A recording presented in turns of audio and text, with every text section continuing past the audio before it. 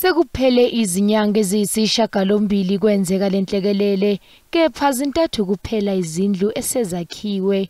Eminye imindeni ke yazama ukuthatha izinyathelo zomthetho ngemizamo yokuphuthumisa lolu hlelo. I'm happy. Yeah, it was tough, but the mine took 3 months to 4 months to build this house. You see this beautiful house? Yeah, they take 3 months to 4 months to build this house.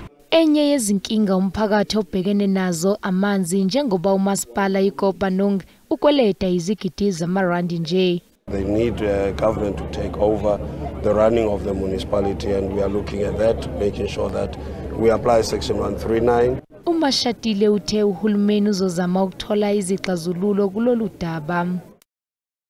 Should be able to return to their homes properly in the next 6 months and properly well settled.